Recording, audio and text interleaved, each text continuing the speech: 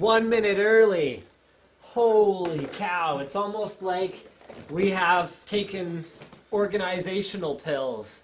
And I don't know where Slick's going. He's apparently totally drunk. Oh, no, don't. Oh, wait, right, white balance. You can do that. Okay, good. Do the thing. They're all going to be like, yeah. what? Tune in for Tech Chat. 1.5 hours of a white piece of paper. Ooh, okay, that's worse. Is that worse? Yeah, don't worry about it. It's okay. Okay. Give me a sec. That's all right. Are we on? Yeah, we're on. Hi. Hi, everybody. They can't hear you. You're behind the shotgun mic. It went up when I talked. Yeah, no, I know. Hello, hello, hello. They can definitely hear me. Yeah, they can hear you. I know. You know what? Why don't I go make sure the stream's actually working this week? For those of you who joined us last week, you'll remember this. For those of you who didn't, this will be a pretty hilarious story. Last week, we actually talked for about half an hour before we realized that our broadcast was not actually on. So this week, we are going through the precautionary measure, that is to actually check that we are indeed broadcasting, because XSplits being a tool and our Blackmagic Intensity Pro cards are being tools, and yet again. So yeah, we're like done with these. Does anyone want to buy a pair of Blackmagic Intensity Pro capture cards? HDMI capture, does analog capture as well. Don't we still need it for dual cam unboxings? No, we don't even use it. Okay, right, so we just go on SD cards now. yeah, let's do a quick discussion of the new system that is going to be used for unboxings. Actually, I think I uploaded the last of the ones with the gibbled audio, and we are no longer okay. What we were trying to do was we were trying to use XSplit as a capture, so we were doing what's called live to tape. So we had 2 cameras, and then I was using a switcher to switch. Actually, here I was using this exact switcher to switch between scenes in XSplit as we went. So I'd go blah, blah, blah, something up close, click, and I was like, oh, this is so cool, now we can switch to the close-up camera, that's awesome. You know what, it's the stupidest thing ever, because, I mean, okay, XSplit has other advantages, like we were able to use it to make slight corrections to the color between the 2 cameras to make sure that they both look as close as possible, so that was cool. But the problem is that XSplit does a couple of things. Number one, it outputs FLV files, which are ridiculous, because nothing works with them. Number 2 is it outputs a variable frame rate.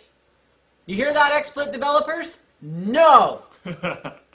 Bad. No. So variable frame rate does a couple of really cool things. Number 1 is it just has a hissy fit if you import it into certain video editing programs. Even to do something as simple as cut out Slick uttering a swear word in the middle of me trying to film an unboxing. What? Really? No. Oh, okay. I was like, when was that? So if you want to cut something out, big problem. You want to do anything, big problem. Number 2 is the audio desyncs. Because there was one that I uploaded 3 times, and I think the viewers were super mad. Yeah. Because they were like, "Woo, they can't even fix audio synchronization." You know what? I can't fix the audio synchronization when it re-desyncs every like half a minute of footage. So I was just like, okay, this is the best I can do. I uploaded it, and that was it. That was all I could do. So that's like to even edit really, really, really simple things, we'd have to transcode it, which is just like, why? It takes a long time. It takes a long time. Lowers it bugs the your whole quality. computer, lowers the quality, and it's just like, why did I have to do that? So anyway, the new system is we just do a dual cam setup where both of the people are assuming that they're recording. Oh, XSplit also borked our audio because we couldn't monitor the audio properly because of the way that XSplit works, which meant that we got a clipping in like 8 unboxings that we filmed all at the same time. And the magic of unboxings is we don't get to re-unbox stuff. Like it's once it's done, it's done. What you got? Oh yeah, oh yeah. The other thing, and this was kind of our bad, is no, this was okay. Diesel fixed it. I'm explaining how we sync the audio now in the new videos. Oh right. So with 2 cameras, how do you make sure that the AV sync is correct? So Slick, go ahead and explain this high technology device that they've probably never heard of before. Well, I don't know. Some people might know. I'm just trolling. At the beginning of the video, both the cameras start rolling at different times. Right. So, I didn't even explain yet. So we're just recording to SD. Yeah. And then we drop it in Premiere, and you can just switch between cameras that way, rather than trying to do a live-to-tape thing, because then whoever's editing it can just make decisions about which camera to go to. So, audio sync. I'll explain the really cool thing in Premiere that you were trying to explain in more depth in a second. But at the beginning, we don't exactly start recording at the same time, Diesel and I. So Linus will go like this. I'm not going to actually let it drop because I don't know how loud that's going to come through. But it makes a really loud clicking noise, and everyone goes quiet before and after it. So when the editor goes in, you can line up that instead of just trying to eyeball the shots, because if you just try and eyeball the shots, it'll never be perfect. And that was the problem. We were trying to fix audio sync issues without any reference point and with a variable frame rate that varied depending. Like when you dropped it into Premiere, like Vegas just freaked when you tried to put the footage in it. Just wouldn't accept it. And then Premiere would average out the frame rate of the entire clips. You'd get a file that's 28.53 FPS. And you're just like, huh? What? What? So we check our XSplit settings, we're like, what? What is this food magic? Anyways, yeah. We're learning. Diesel was showing me, and I still am getting used to Premiere because I'm used to like noob level Vegas, but Diesel was showing me this thing where you input both the video files, and then there's a window on the right that'll show you both playing, and then there's a red box around whatever one you have selected, and you just bind the one camera to 1 and the other camera to 2, and whenever you want to switch, you just do it on your keyboard. So it's what he had to do live, but no longer live and from a third-person view. So it's super easy and way more clean. And the color correction, we've actually got the cameras tuned pretty close now, whereas we were having a lot of trouble getting the colors right. I don't know if you guys remember back when we did the Tokyo Flash Japan watch. That was the first time we used the FS700 as an A cam and the XA10 as a B cam, which was the wrong approach anyway, because the XA10 should be the lock shot and the FS700 should be the up close one because it's so gorgeous. And something, keep going, I have a phone call. Yes, you are live on the Linus Tech Tips show. Hello? That was anticlimactic. Hello? That is continuously anticlimactic. You're watching and you're drunk. Who is this? Yeah, seriously, who is this? You're in Iowa. All right, well, apparently we have our very first live caller. So hold on just a minute. All right, sorry, wait, I'm just going to turn up my speakerphone here. Okay, could I get your name, sir? I'm sorry? Who is this? I don't know. Do you have a tech question?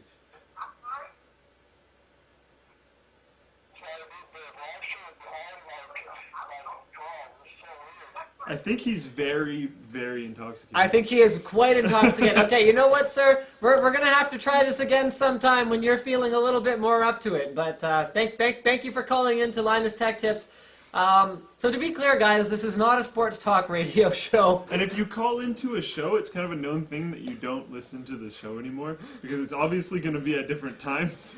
So you kind of need to focus on the call so that everyone watching the show can actually understand what you're trying to say. So I think what happened is he was one of the 140 or so viewers who caught a video that I uploaded that had my phone number in it.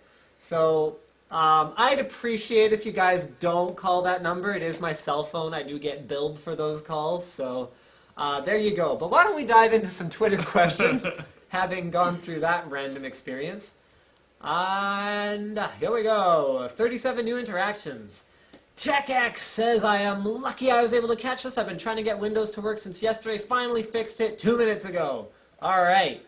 Rapid storage technology actually is a bit of a nightmare to deal with sometimes, because you install it once and then everything seems to work, and then if you change anything and reboot, it's just like, ugh. Nope, I don't want to do anything.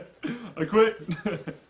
Yeah, and it can be quite, when it's working, it's great, because everything just kind of works. You can hot plug everything, and what do you want about? He wants Twitter stuff. All right.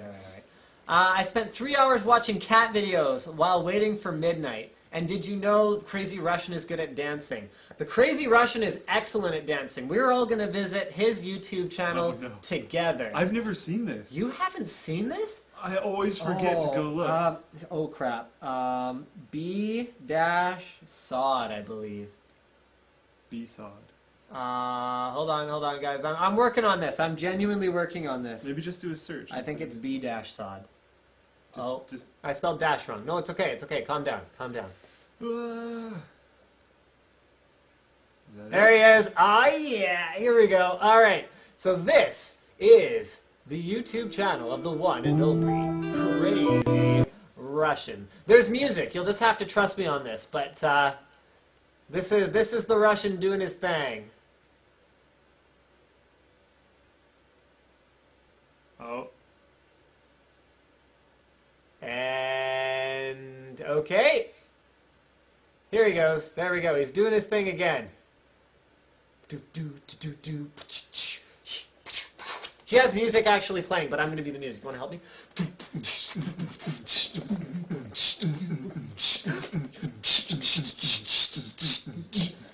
Look at these guys. Oh, Russian, how I do adore thee. So anyway, that is the Crazy Russian's YouTube channel.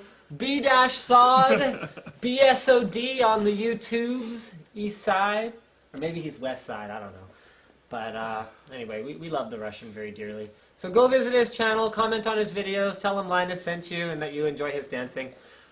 Zachary asks, best use for a home server. I use mine to store my data and to stream transcoded videos to my portable devices. In fact, I mentioned this in my last I Switched video where I'm doing my 30 days of Windows Phone 8, which is, okay, postponed. My update is ready to be installed, evidently. One sec. What are you on about? Reading a comment. This is public. Huh? Someone said, make sure you post a video saying it's live. Oh, it's possible that it was still publishing to everyone. What was I talking about? Oh, right, yeah. So I found a substitute for Air Video, which is called Cloud with a Q.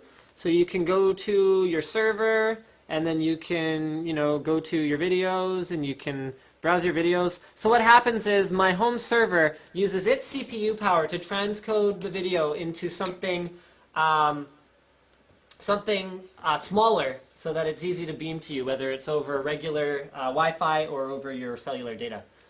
Okay, looking to upgrade from a 6770. Would a 669 Ti max things out at 720p? Yes. Well, did you really just shrug? A 660 at 720p? why is he running 720p? Yeah, why are you running 720p? That's my shrug. Upgrade your monitor. No, it's possible he has an older HD TV. And maybe it's a media PC. Sir, post this on the forum. This is more interesting. Yeah, post it on the Linus Tech Tips forum. We need more details. Yeah, we need more details. Vid is choppy. I know. We can kind of see it. Like there's a little bit of chop-tasticness to it. Honestly, I don't think there's anything we can do about it because the black magic was just causing outright crashes. So. We've dropped 71 frames. I've never even seen that before. Yeah, we're dropping frames. I don't know. It's bizarre. Sorry, we don't really do like autographs, just because we're actually not that cool. I mean, you can send something to Slick and he can autograph it for you. Slick, actually, here, Slick, can you autograph my case for me? I would never touch that case with anything that would make a mark on it. So guys, my TJ07 has arrived. I'm actually not done putting it back together yet. But, do you want to go operate the camera? Yeah, they can't see the wrinkle. Yeah, they can't see the black wrinkle finish. So, here, we're going to do a bit of a segment here where I'm going to talk about my black wrinkle coated TJ07. Okay, so the first thing I'd like to address is people have asked me, why would you strip and repaint your TJ07 instead of just buying a new case? Okay, so a couple reasons. Number one is that the TJ07 is my favorite case, and my wife gave me this one back when we were dating. Number two is that think about the cost. So I spent $250 powder coating it. I spent about $150 or $100 and something stripping it in the first place to get it powder coated. And so people are like, oh, well, it's so much work, and you could just buy a new case. And I'm like, okay, yes, it's so much work, but a new TJ07 costs around $350, plus then I'd have to powder coat it. Now we're looking at $600, whereas I spent $450 or $500. So there. That's one reason. Also, people are like, oh, all the modifications you have to do to this case, like cable management holes, and, well, mostly the cable management holes, you wouldn't have to do that on a newer case. And I'm like, well, yeah, but I don't like a newer case as much as I like the TJ07. And so if I bought another TJ07, I would just have to do all those cable management holes and stuff like that anyway. So that is why I decided to go this route. Okay, so let's have a look at the finish. Mountain Mods did make a couple small mistakes, but overall I'm still pleased with the results. So you want to zoom in, have a look? So this is Le Black Wrinkle, and Slick's working on the focus so that you guys can actually see what I'm talking about. Oh yes, there we go. As George Takei would say, oh my. So rather than the anodized finish that comes stock on this case, we now have kind of a textured look that is extremely resilient. So it's not subject to damage very easily from sort of random scuffs when you're routing cables around and things like that. I'm just gonna want to zoom out a little bit so they can sort of see it overall. So cable management's going to be done. I have all not individually but 2 wires per sleeve done wires. So they're going to come out around the board this way. I still haven't decided if I'm going to live stream the actual building of it yet, because it's kind of a pain to coordinate live streaming it, especially because I'll be kind of working on it all hours of night. Let me do a focus on the board. Yeah. Don't worry, that's why I'm bringing this over here. I've also got, those of you who follow me on Twitter will know about this. So I've also got the block mounted on the board. So I haven't quite decided if I'm going to go permanently with the Crucial Ballistics tracer memory that's in here now. But that's what the gold-plated Apogee HD with the Black Wrinkle painted hold down. So that'll actually match the finish of the inside of the case. Those are BitPhoenix gold-plated compression fittings. Those are 5/8 OD, 3/8 ID. BitPhoenix? Did I say BitPhoenix? I meant Bits Power. Sorry, BitPhoenix doesn't make compression fittings. And then, so that is going to go in there. Got my, got big plans. Got a lot of stuff going on. I get to be the decider about this particular computer here. So that's exciting. Finally making some progress. I'm hoping to have a desktop computer for the first time since Slick and I have been working together on my desk sometime in the next, I don't know, what do you think? Can I get it done in a week? Maybe. Maybe. We have a busy week. I know. Like a really busy week. I know. That's the only reason why I'm saying maybe. I'm not saying like, oh, you can't do it. Like, I just think we're really busy. And you have other preoccupations. Yeah, I know. I have to work a Saturday, which kind of sucks. Yeah. But whatever. So here, I've got something you apparently wanted to talk about while I look for something to talk about. Ah, yes. Here. Excited. So Slick needs to borrow my PlayStation 3 that I have used exactly one time when I had that Street Fighter tournament with Tom, the NCIX artist. Okay, so a lot of people are going to be like, why the Look heck? there, not there. Why the heck is Slick excited for a PS3? Yeah, why are you excited about a PS3? That's a console. Okay, You almost smell worse already. just because the PS3's here? No, just because you don't shower often. What? Jerk. Anyways, so a lot of you probably know what EVE is, the big spaceship game. In that, there's tons of different styles of combat and huge wars constantly going on. Anyways, the CCP, the guys who make EVE, just finished developing a game called Dust 514. Dust 514 is a first-person shooter game that is going to integrate with EVE. So the idea is that you're still inside the EVE universe, but you are mercenaries that will fight on planetary surfaces. So, ooh, excited for that. Mm-hmm. Like big corporations or little guys or whatever can hire you out as mercenaries to attack different targets and fight in an FPS game, being hired by people in the spaceship game. You look a lot bigger than me. Can you move back? There we go. That's better. I'm still a lot bigger than you. Yeah, I know. Whatever. If I sit up. Why don't you just talk about your PlayStation? But unfortunately, it's only on freaking PlayStation. CCCP. They're a PC developer. Make it for PC. What are you doing? It's a free-to-play game, so I don't have to invest anything into it, which is nice. But like, Okay, what? here's my speculation. Okay, here. I've been saying for a while that one of the reasons that modern games are kind of like easier is because you have to compensate for stuff that we didn't used to. So LCD TVs have way higher input lag compared to CRT TVs. The Mario argument, yeah. Yeah, the Mario thing that we've talked about before. Any game that relies on an internet connection that goes beyond even your own internet connection might be fine, but if it relies on someone else with a 250 millisecond ping, the game just has to be dumbed down.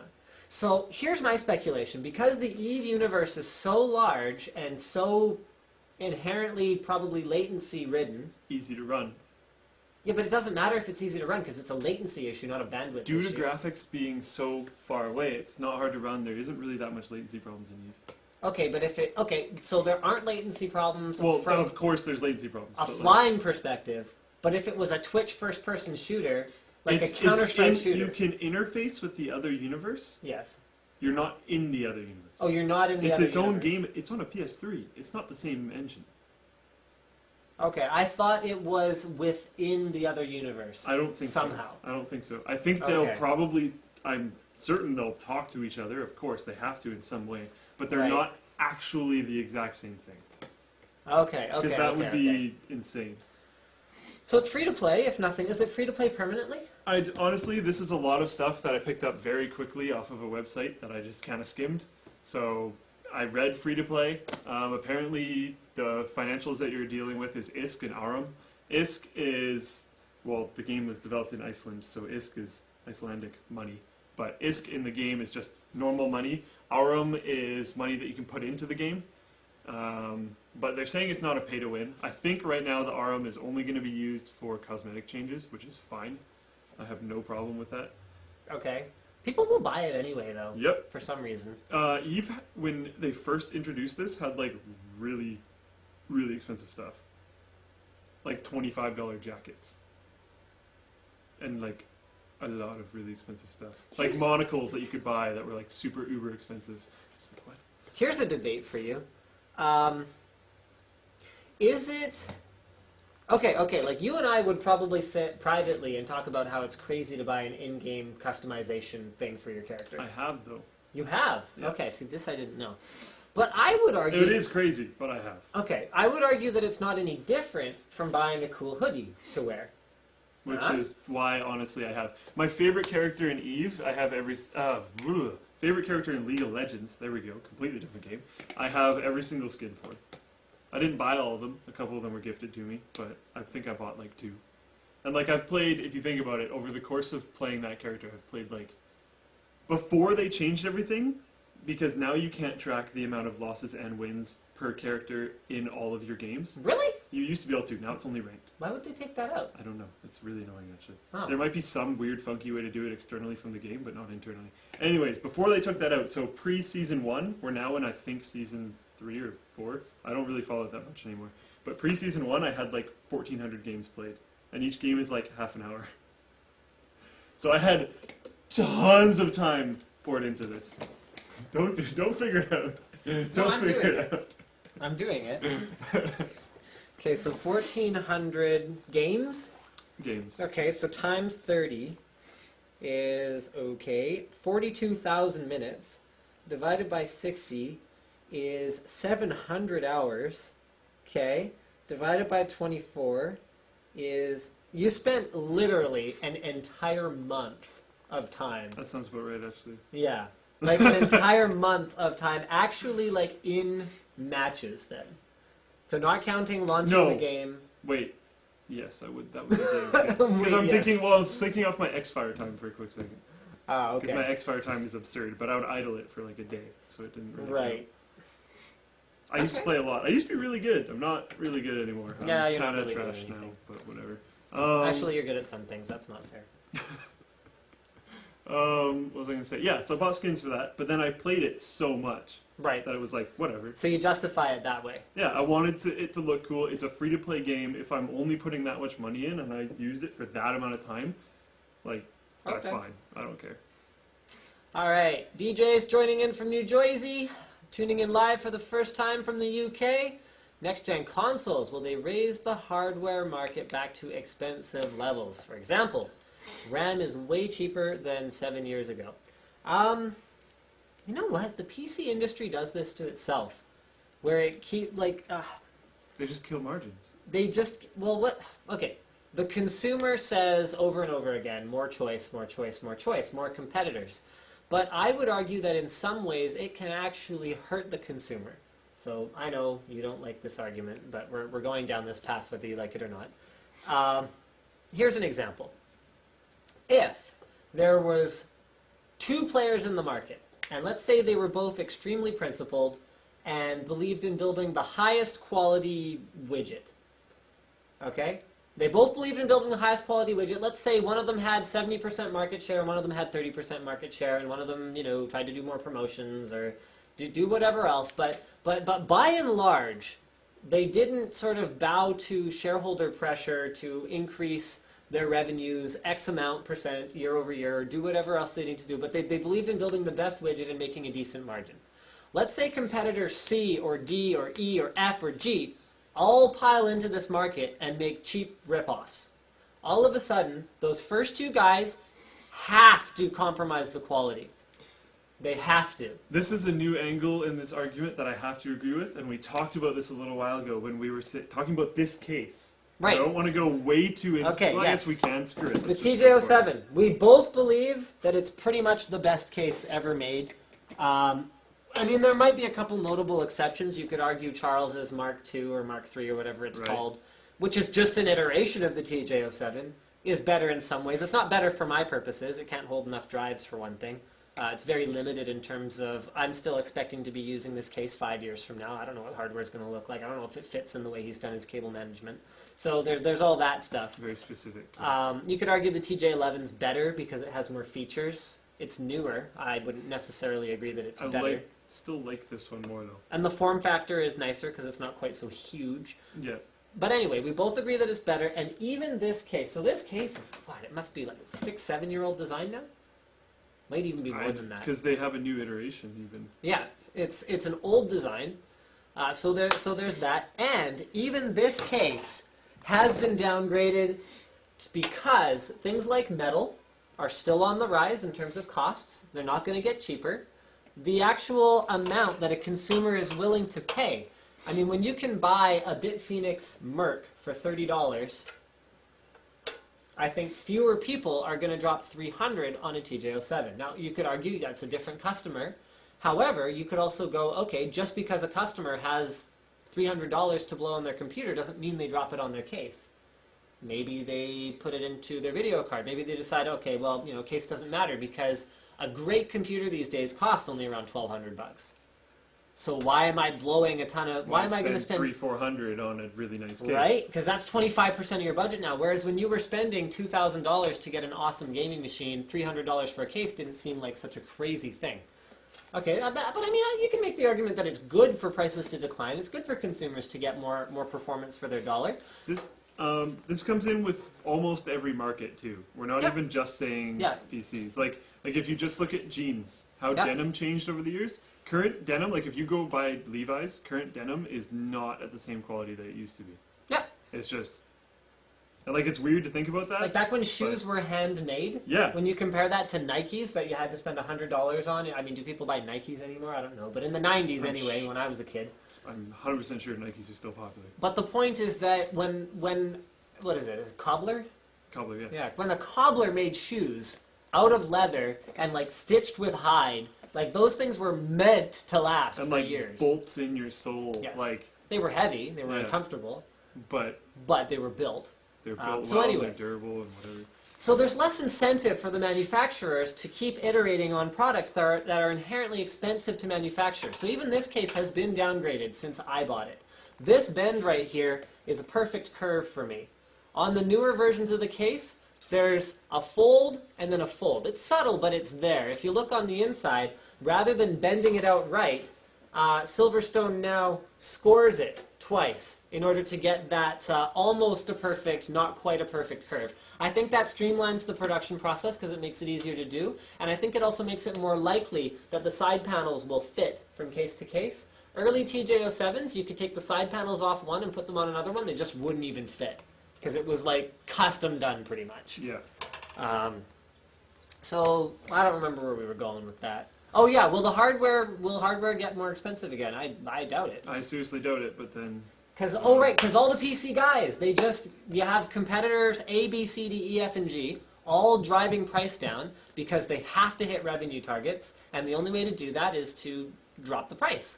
If you can sell it for half as much, I mean, and you guys can go, oh, well, they have so much margin, they make so much money. No, they don't. Hynix went out of business. Qimonda went out of business. There's no money in RAM. Like, what are you, crazy? You can see what the margins are. They're all public companies. There's no money in it. When they drop their price and sell it below their manufacturing cost, they are dropping their price and selling below their manufacturing cost. And when they sell below their manufacturing cost for something that costs billions in R&D for every new process node shrink, think about that. Yeah, they have to ship, like, containers on containers of this stuff, yes. And it's RAM. And when you're at a loss, you don't get to make it up in volume anymore. So yeah, no, I don't know. But they do it to themselves, time and time and time again, so I don't think they'll learn. Got up at 6 a.m., yeah! Chris wants to know if we're live yet. Yes. No, we're not here. No, we're not here. Go away. Yeah. Have you heard about this? No. I should have had this on the news. I didn't. When I saw him say that, I was like, oh yeah. Oh, that should have been on the news. Well, Portal basically was a movie. Portal would make a sweet movie, and Portal would Half-Life. make an awesome they're movie. both pretty much movies. Yeah, pretty much. It. So like, do it. I'm stoked. I actually like. You Bull as the director? Wasn't it? No, I mean I think you should be. Oh. Yeah. I think he was talking to J.J. Abrams. Oh. Like, legitimately. I think he's talking to J.J. Abrams. I read that. I'd be down for that. Yeah. No, like seriously, that would be sweet. That'd be friggin' awesome. And it's Gabe Newell. If he really wants J.J. Abrams, he can probably get J.J. Abrams. Like. Probably eat J.J. Abrams. No, I like Gabe. Me too. Okay, touche. He's still fat. What was I gonna say? I had something to say. He's brilliant. One of my favorite visionaries of our time. He's crazy. You gotta watch that presentation. Eats babies. You gotta watch his business presentation. It's really good. All right. James asks, do you think that current games or those coming out will be able to fully utilize the increased power of the GTX 700 series GPUs? Okay, well let's tie this into a couple things. If you guys don't already know about it, basically go buy an AMD graphics card right now. What games are they doing? So they have another Never Settle bundle. For 7900 series, you get Crysis 3 and Bioshock Infinite. Yeah. And for 7800 series, you get Bioshock Infinite and Tomb Raider. So my understanding is Bioshock Infinite is supposed to be not a steaming pile of It's a game complete revamp. like completely Bioshock new 2 thing. was. Yeah. Bioshock 1 I loved. Bioshock 2 I made it through like 10 minutes and I was just like, this is stupid. Because of him, I played Bioshock 1, and even though I have it, just, nope, not playing Bioshock 2. No, it's not worth it. I just don't want to ruin it for So myself. I'm super stoked on Bioshock Infinite, I hope. I'm cautiously optimistic. I wouldn't pre-order it. I pre-ordered Bioshock 2, for those of you who don't know that. But I'm super stoked on Infinite. And Crysis 3, I am just like... Ugh, awesome. Oh, I'm so excited about. They've continuously released quality. Yep. I mean, Crysis was awesome. Crysis is one of the few FPS games that I've actually played all the way through a reasonably long story mode campaign. Yeah. Just because mostly I kind of lose patience with it, and I'm just like, oh, whatever, this hallway is kind of hard to get through, I don't care anymore. Warhead, I wasn't as interested. I didn't play Warhead. Sorry, No, no, I didn't play Warhead. I did a little bit of it, and then was like, nah. I heard it was just kind of the same game. Yeah, that's why I wasn't as interested. But Crysis 1 was epic, and Crysis 2 is really good. Neither of them were as good as Far Cry, though. Far Cry 3 is just like... Oh, I haven't played Far Cry 3. I mean Far Cry 1. One of the first things you have to do once this is built is play Far Cry 3. Seriously. Okay. Like, seriously. Okay, alright, it's a great game. alright, done. I will play Far Cry 3. Good. It's honestly, like, really, Okay. really, really fun. And will it run okay on my... People keep making fun of me for my graphics card. What is up with that? Just because it's not current gen. So what? I'm explaining. So what? It's not current. I'm not the one making fun of you. What is there to make fun of about this graphics card? This is a GTX 590. You know what? It's as fast, if not faster, than a 680. And it looks awesome. It's got like glowing lights on it. It's waterproof. And that's like a sweet water block. It's kind of like the best water block, actually. It's so beast. Awesome. Anyway, so this will be going in my rig. And like this is cool. That's what's actually going to show when you put it in your system. Yeah. You might want to show them that. So there's like a glowing light on the side of it. You can see where Right that little here. silver logo is. So I've got my silver compressions in there. Show them what they're actually going to see. There we go. There's the back plate. Absolutely gorgeous brushed aluminum backplate that I've never once touched, so it doesn't have any stains on it. That's the way to go. Okay, so back to so the Never Settle bundle looks friggin' awesome. But back to GTX 700 series cards. Crysis 3, I think is going to be the one. Look at the requirements for it. Look how it's running in alpha on current generation cards. Crysis 3 is going to be the next. Can it run Crysis? 3. Stoked. 3. Stoked. I love it when there's stuff like that. My favorite period in like PC building and PC modding was Crysis 1. Yep. That was like, oh my god, like everything just exploded. Everyone, like Yep. forums and everything was just like, Because it bent over your system, and then a new generation of graphics cards would conquer it, and then a new like high-res texture mod would come it out. was just like, no! No! No! Sit! Bad. That was So, awesome. yeah. That was so awesome. I'm looking forward to having some justification to own a high-end PC again. Well, like, that's what everyone kind of did. Was they're like, oh, I can't run Crysis optimally. Time to upgrade. Time to finally get super enthusiastic about building. Time to like overclock my machine that I've been sitting here with it not overclocked for because it doesn't matter. 6 months, because who cares? I can't tell the difference between 55 FPS and 59 FPS. Whereas, you can tell the difference between 24 and 29. Oh, completely. You can tell the difference between like 24 and 26. Yeah, night and day. So that's, it's exciting. So yes, I do believe there's hope for, at least for the near term, PC gaming. Slick, do you like the new ranked system in League? Oh, okay, we're moving on.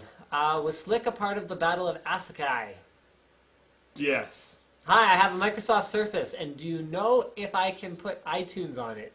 Probably not. No, you Don't can't. put iTunes on anything. Pro tip. Did you fire Slick yet? No, actually, I haven't fired him. He hasn't done anything particularly horrible yet. Will Slick ever have a new jacket? Also, don't forget the Windows 8 giveaway. Okay, we won't forget the Windows 8 giveaway. New jacket. Show the video. Perfect segue. Okay, all right. It's all right. not a new No, jacket. we're not playing the video. We're not? No, they can't see the video. Oh, but then what were you going to do? I was just going to show them the screenshot for those of you who aren't following on Twitter. Alright. Yeah, sorry guys, we can't share this video with you yet. It is still, it's still under embargo for another, I think, 7 days or so, but this is something that Slick and Diesel and I have been working on extremely hard, and we are extremely excited about, so I hope you guys can see this. I think they can see it, right? I don't know if you're on the right thing. I'll make sure it's on the right thing. So this is a still frame of an upcoming, this is going on the Tech Quickie channel. So this is a project that we're producing for, you know what, we might as well say who it's for, because it'll be pretty obvious based on the headset I'm wearing. Yeah. So that's a Corsair headset that is, you know, it's blurry, so you guys probably can't tell exactly which one it is, but don't worry about it too much. So this is a video project we're producing for Corsair, for this headset that we are just super excited about. The video is only about a minute and a half long, but the sheer amount of epicness. Okay, I took a lot of flack for buying an FS700, which is an $8,700, $8,600. Basically, it's a $9,000 camera. Plus kit. Plus all the Yeah. Oh, right. Plus the lights were another $3,000. Plus. The mic, plus the new stand. Oh, that was a plus the it was a shoe lot of mount, money. Plus the Okay, you know new what? lights. Shut up, man. Shut up, man. You're killing me here. Basically, you're poor now. Basically, I'm poor now. Yes. So I had a lot of people giving me a hard time about this. This video is why I did this, because And it shows. Like, yes. it's actually legendary. Oh, we shot so much of it at 240 FPS. So it's like that still frame you saw there was like a crappy capture off of playing the low res version.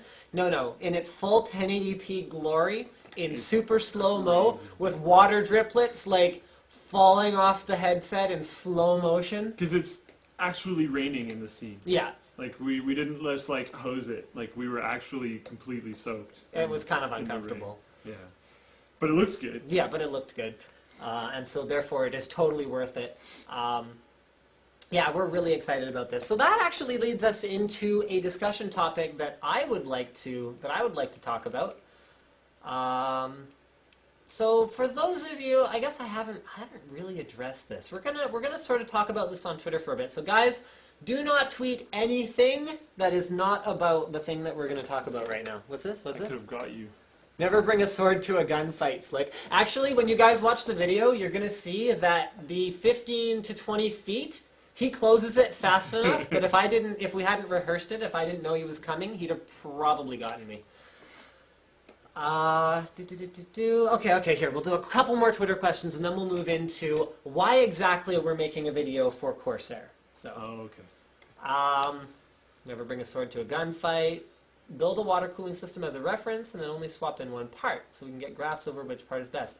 The best way to actually test water cooling components against each other is in a controlled environment, and unfortunately a system is not a controlled environment. You need to get pressure curves, you need to get flow rates, you need to get thermal transfer at given flow rates. It's very complicated stuff, and there's probably only a handful of liquid cooling guys, and so Skinny Labs and then probably Swift Tech are the only ones I can think of that have proper gear to test water cooling stuff. I know you said it before, but what headphones do you use? SteelSeries 7H, dual 570s, or go with a single 600 series. You know what? Dropping in another 570 is not a bad bet. 600 series was a small iteration. Because there's one now. Okay, I didn't actually read that part. Not a major architecture change. Do you think 8 SSDs is a good idea? No, because the onboard LSI controller is not bootable, if I recall. Oh no, I think it is. But it's limited in terms of the maximum throughput. And if you put 8 SSDs on it, you're going to just destroy that max. Get yourself a real RAID card. What's your favorite gaming motherboard? Any motherboard? Well, okay, I shouldn't say that. If I had to pick a favorite motherboard for gaming, the things that I care about for gaming are things like better sound, things like cool looks. You care too, whatever. Yeah, no, I wasn't even hating on that at all. Yeah. Looks totally matters. I like having, Intel LAN, like no frills, sort of no random extra software that I have to run really important. to make things work. I like having fan control. Like with all these things in mind, I'd probably go with something like an M-Power or something like Maximus 5 formula. Yeah. Best fan bearing type. I don't know, whatever Noctua uses, because holy crap. Why when I download the Crysis 3 beta, I launch it and all I see is a black screen with the mouse cursor? Origin. Let's just be done with Origin. Watching live for the first time ever. Yay, Sean Brogan. that. I kind of read that as Seth Rogen. And I was like, holy crap. No way. Seth Rogen's watching us. Ah! That's not how it went down. With the new installment of DDR4 RAM and LGA 2011 IVE CPUs, what do you expect of the upcoming motherboards, features, and performance? More features and better performance. Yeah. Slick ever end up going to GotaCon? Yep. Okay. Cool. Oh yeah, you won something at GotaCon. Yeah, I won Battlefield 3 Premium. And, like, the whole thing. Like, Battlefield 3 and Battlefield 3 Premium. Some 14-year-old mouthed off to him or something, so... Okay, so... I was pretty upset. My brother, a really good friend of mine, and a buddy that I've met over time. We're all on one team, but we didn't have Battlefield 3 pre-installed on the computers that we brought to the LAN. Cool story, bro. And we show up, and there's a Battlefield 3 tournament, so we sign up, but we borrow other people's machines because they have them pre-installed.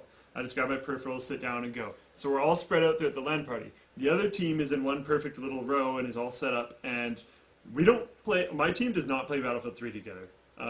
Certain ones there had never played a game together, and we're all spread out, so we have very minimal communication because, like, I didn't have a working mic. And like blah blah blah blah blah. Like it wasn't like we weren't in the best situation.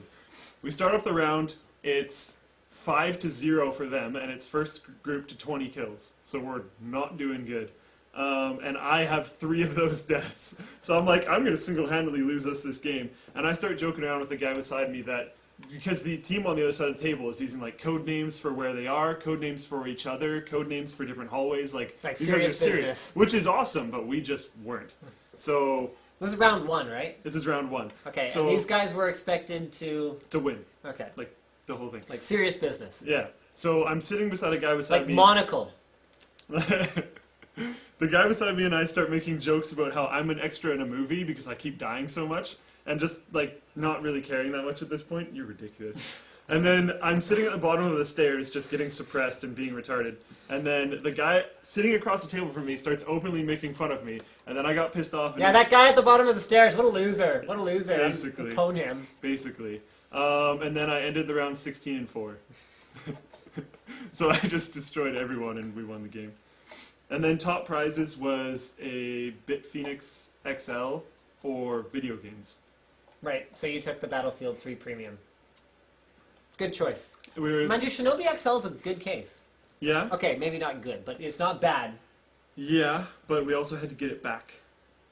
Right, you're on the island. And 3 of us are all going in the same vehicle. Screw that noise. Like, it was not... The Shinobi XL is a big case. We lost the last round, for clarification. Oh, did you? We lost the last round. So you guys came in second? But we had actually, like, talked about purposely losing it. We did not purposely lose it, but we had talked about it, and it was 4 in the morning, and, like, it was not a very good situation. Oh. So I'm not worried about that. Okay, alright. Do you think you could have beat them? I think so, yeah. That's what losers say. We didn't lose by a huge amount. We didn't lose by a huge amount, and, like, my brother and I didn't do as great as we did the previous round. Okay. And yada, yada, yada. Alright, so let's talk about our new topic, which is why would I'm listening. I just remembered what you're talking about. What? The new topic. Yeah, the new topic. Yeah, I just remembered. Just keep going. Don't worry about it. Good work. Okay, so the new topic is we want to take your guys' thoughts because for those of you who don't know, 1 month and 8 days ago, I did resign my position that I had for full-time monetary employment, which is not the correct way to say that, but not too worried about it at this point in time. So I am now running my own company, which is called creatively LinusMediaGroup Inc. I know, it's a stupid name. Just calm down. At least I don't work for LinusMediaGroup. It's worse. It's so much worse.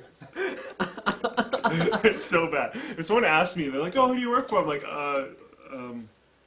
Linus Media Group. And they're like, "Oh, who's Linus?" And I'm like, my boss. Don't worry about it. It's okay. So Linus Media Group. So I don't know if you guys know this, but Slick and I used to work together on tech tips in general, Linus Tech Tips, NCIX Tech Tips, even cat videos from time to time he'd help out with. And but he never actually worked at NCIX. So Slick has joined my new company. Diesel has joined my new company. Diesel is no longer an intern. We still call him Diesel the intern, sort of, casually, but he is not an intern by any stretch of the imagination. He is very much an important part of our team, and we are trying to do some interesting stuff. So I want to be real clear up front with you guys that Linus, sort of the productions that we do, whether it's for... So I've been showing previews of this for a long time. This is why I acquired all this gear. This is why I was trying to figure out how to do a more professional style, whether it was the watch or whether it was the Galaxy Tab 2 or whatever that tablet was. Or that thing.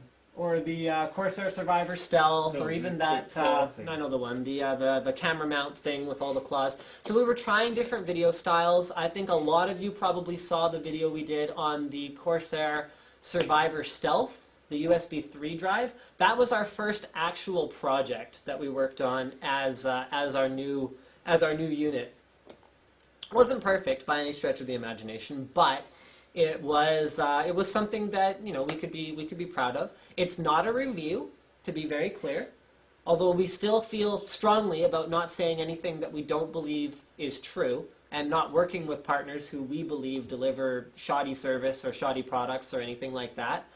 So I don't know if you guys have noticed, but the Tech Quickie channel, so that's youtube.com/techquickie, is a completely separate stream from Linus Tech Tips. It's a very different style of content. The fastest possible episodes are aimed at more like quick, digestible information that may be sometimes more complicated, like how to install a CPU, and may sometimes be less complicated, like what's USB 3.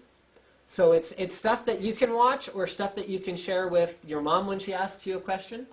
And like quick reference stuff. Like Yes. stuff that you're probably going to have to repetitively look up. Like we have videos on RAID, different Yes. levels of RAID, which like you're probably not going to be able to memorize all that kind of stuff. So if you need to just reference really quick all the time, you don't want to like wiki it, you can just look there. Some people prefer a video versus looking it up on Wikipedia or whatever else. Some people prefer that, and that's why we're here.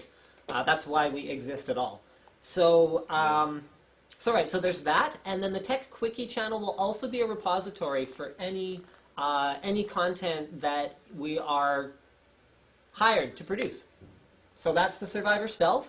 That's the Voyager Air. Corsair actually used the Voyager Air at their press event at CES to launch the product to the media, which was very cool. One thing that we want to be absolutely ridiculously clear about 100% clear about. is this angle is touching Tech Quickie. This angle is not touching Linus Tech Tips. Linus Tech Tips will remain just us getting product. Editorial content. Yeah. Us getting product, reviewing the product, Unboxing the video. products. Like, Yeah. just more kind of bloggy kind of stuff of Yeah. us figuring stuff out. Like, Benchmarking games, Yeah. little tips like the one we did about TrueCrypt not that long ago. So keeping it real on Linus Tech Tips. the only things that'll really change is hopefully quality improvements. No, like, actual status level of the channel. Yeah, and I mean little quality improvements like dual cam. Like not like quality improvements like, a giant... I was going to take a jab at someone, but never mind. One thing we may start doing on Linus Tech Tips is we may have sponsored spots before the videos, like we had on our CES content, where honestly we can't go to CES. Like I don't know if you guys know how expensive it is It's really expensive. to drag a number of people and like equipment and. I think people understand that. It's good that we're clarifying, but I think Well, people it's understand. more expensive than they think, I bet. True, for sure. So it's very expensive, and without sponsors, we can't do that. And without sponsors, because we're not actually necessarily directly compensated by anyone. Without sponsors, we won't survive. So we might have something like, I don't know. This video card roundup is sponsored by Intel. Why we choose Intel for our test platform, and we won't ask Intel to sponsor it if we weren't already going to use an Intel platform for our test bench. And one thing we will likely do is not for like video card head-to-head. We're probably not going to pick Nvidia or AMD. That's right. That's why I chose Intel. We're not going to pick one of the things that are in direct competition. Yeah. We're going to pick something like, this is our video card test bench right here. Our video card test bench is a static 2011 platform. Yeah. So picking Intel as a sponsor for that video is non-conflicting and makes sense. That's right. So whereas if we were doing something like my Windows Phone 8 content, we're not going to have that sponsored by Microsoft because they shouldn't have any say on what I say about Windows Phone 8. However, my experience with Windows Phone 8 does happen to be getting increasingly positive, but that's sort of besides the Getting point. used to it. Um, Old school Apple guy. finally getting out of his little protective bubble. It's hardly old school. The first Apple product I ever owned was an iPhone 4. Yeah, but what else have you used? Nothing. Exactly. So it's not old school. You're finally getting out of your little protective bubble. It's Whatever. okay. Screw you, hippie.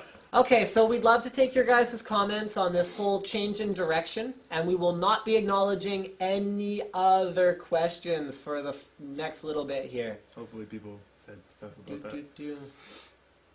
I don't think they did. Sean asks, is our product access going to be affected by no longer... We are still attached to NCIX. To make that very clear, our relationship with NCIX is... Really good. And we still do NCIX Tech Tips. We still do NCIX Tech Tips. I don't know if you guys have noticed, but NCIX Tech Tips is going strong. And it's going to go for a long time. I mean, that was something that was really important to me, because I don't know how many of you guys have been there from the beginning, but I mean, NCIX Tech Tips is my baby as much as Linus Tech Tips. I was there from day one. I built them with these two hands. Built them with these two hands, and you know, it was really important to me that I still am able to work on that project. So yes, I'm still, you know, NCIX guys are still my buds, and I'm still their bud, and all that good stuff. And I don't know if you've noticed, but we've actually had some pretty cool stuff that we've unboxed this last month. I mean, remember, this was 5 weeks ago that this was effective, so yeah, it's not like we had all that content filmed before that. Yeah. Thank you, Ian. Thank you. Good to know. That's not it. Nope, that's not us. I have no idea what that is. Wait, hold on. I'm worried. I'm scared whenever we open these things. No, it's okay. They won't. I guess see they it. can't see it. Sound? Oh, okay. No, actually, that's... They have cameras too, but that's probably not us. No, that's a different company. I think they're based out of New York. I saw them. Oh.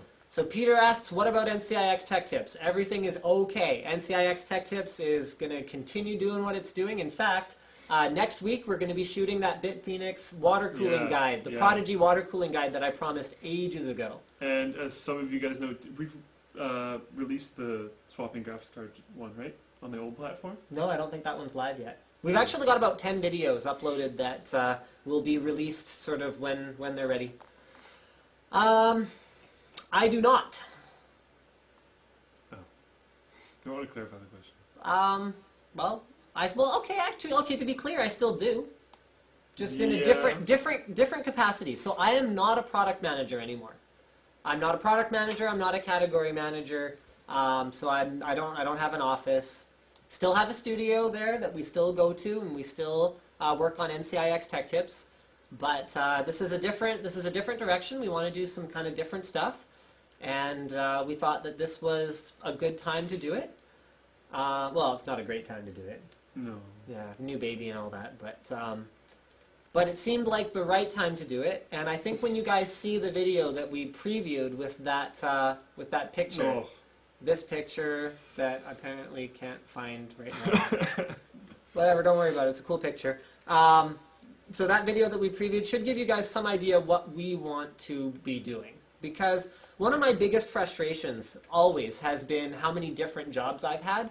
So over the years, if you've read the thread on LinusTechTips.com with the My Story thread, if you search for My Story, it'll be all the stuff that I've done to become a professional unboxer, so to speak.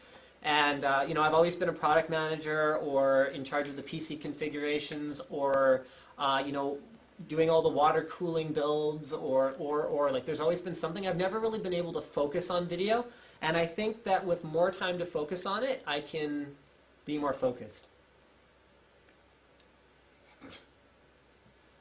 Keep going. Which I think will improve the quality of the content, and it will just make it better for everyone concerned. I was trying to figure out why he said LinusMediaGroup.com has crashed, and I finally figured it out. Oh. Oh yeah, because you never turned it back on, did you? You made me take the power supply out. Oh, that's right. Yeah, the server's down. LinusTechTips.com is okay, though. That server's up. All good luck. Thank you. Does this mean... No, it does not mean no more NCIX Tech Tips. Lots more NCIX Tech Tips. I guess that's the only thing we didn't really clarify that much. To be honest, I don't like running out of Linus videos. Neither do we. We need more Linus videos, too. You're making it for the YouTube money. You know what? The YouTube money is not that, yeah. If your name is Freddie Wong, Phil DeFranco, Ray William Johnson, PewDiePie, is that a name? Marbles. PewDiePie? Yeah. Jenna Marbles. If you're one of those 5 people, then you can make things for YouTube money because it'll actually be a significant amount of money. But, you know, without disclosing what the Google sort of revenue is, because it's part of the terms of service that you cannot do that, let me tell you, do the math, guys. I have a staff of 3 people, including myself. How much money do you really think YouTube pays out? And yeah, there you go. Now that you're going in, no, I haven't, but maybe I'll check that out actually. Good luck. Thank you. Thank you. Oh, bought a Corsair Survivor Stealth, thanks to you. And you know what? This is what we want to do, because as much as, you know, someone could come to us with, the Blackmagic Intensity Pro and ask us to come up with sort of a really cool ad for it. We actually put things in and have them not work consistently. Yeah, I know, right? Be always late for your live stream. Not only not work consistently, if that's not enough for you, your whole computer can crash. Spend endless hours debugging. How much fun will that be? You're gonna love my nuts. Yay, Vince. But yeah, we're looking to find things that we actually do believe in. I mean, okay, you probably haven't heard me recommend the Vengeance 2000 to a lot of people, but that's not because it's a bad product. I just happen to have a personal preference that's something else. Vengeance 2000 is an excellent product. Have you listened to them? Aren't they the same drivers as the They whatever the heck sounded the a other one's little called? better than the 1500s to me. Maybe it was my imagination. I have not directly tried the 2000s. But it's one of those things where if people ask me which wireless headset to buy, well, that's what I'll say. Depends where their price range is for me. I think they're around 149. And it depends, are you going for PC or are you going for like the home theater wireless style? Because there's a very big difference. And there's a very big price delta. Oh yeah. Because home theater 100%. wireless stuff is not $150. It's money. And it's one of those things where you could say till you're blue in the face that, some component is optimized for gaming because it's got like a stripe on it or whatever else. But you actually can optimize a peripheral for gaming, something like a headset. Okay, Corsair might make a compromise like we need a slightly lower latency connection, so we're going to lose a little bit of bandwidth or whatever other trade-offs they might make. So that's where I would actually say, okay, yes, go with the actual gaming wireless headset if you want wireless. So anyway, yeah, so I'm glad you bought a Survivor Stealth because it is a fantastic product, and I'm glad that our video got that point across. Nope. NCIXCom is going strong, so there seems to be a lot of misconceptions about that. We just didn't bring it up. There's no intention of stopping NCIXCom. In fact, not only no intention, there is a long-term plan that it is not going away. Yep. No. Delaying something to make sure that it's good is not a problem. Yeah, that's fine. I would way rather that they delayed it and fixed any problems than releasing a shoddy, terrible product. This happened with War Z. Have you heard of War Z? It's a video game based on zombies. Whatever, don't worry about it. Not like Daisy? Pretty freaking similar. Oh, okay, sure. Daisy is built into a game. War Z is a standalone. Daisy's a flower. Daisy...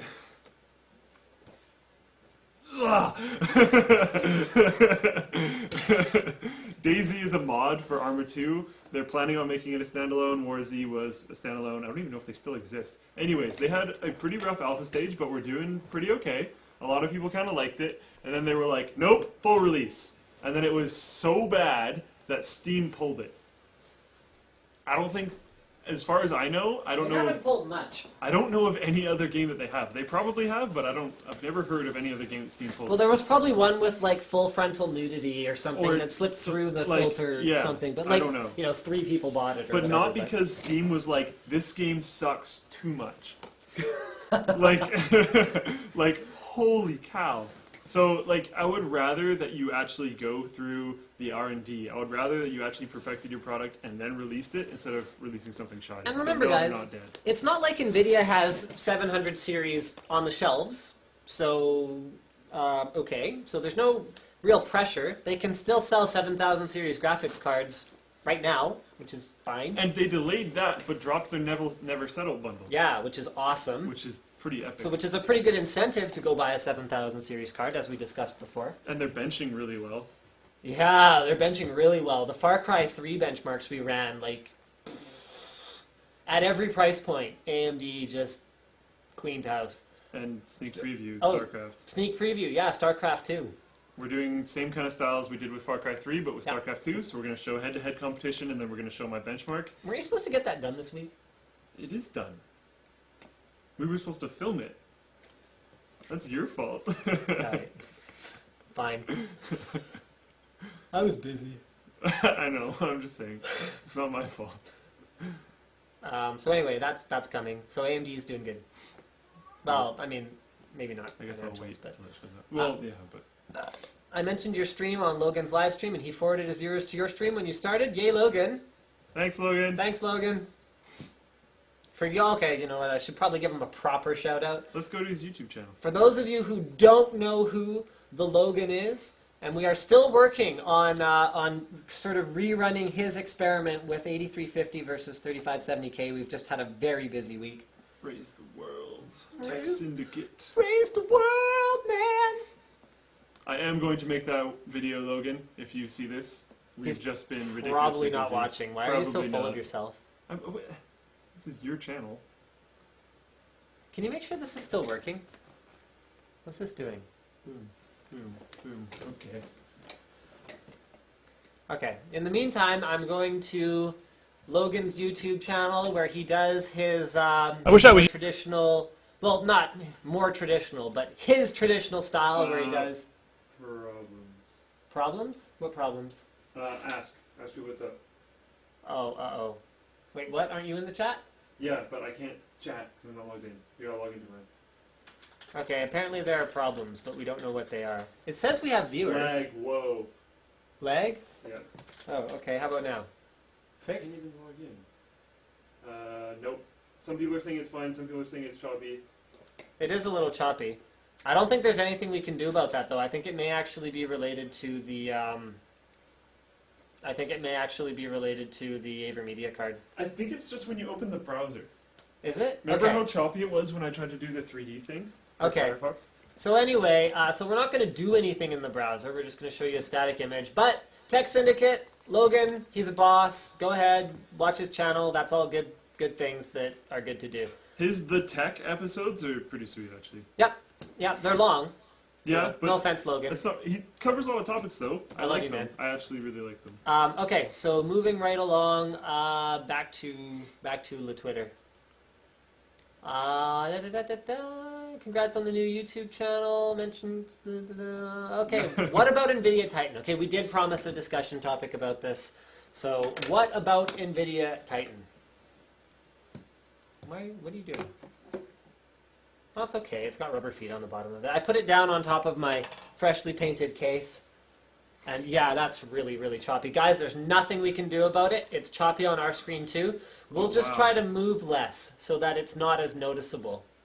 But for those of you who have suggested some alternative broadcasting software suites, we are considering it. And when we have time to sit down and actually try them, we will try and find a way to get that done. The bad news is that we can't just stop the live stream and start it up again and see if that fixes it, because then we're going to have to convert all of the media in order to put it back together and upload it after, and we'd really like to, well, Slick needs to go home and go to bed, and I need to go to bed, so yeah.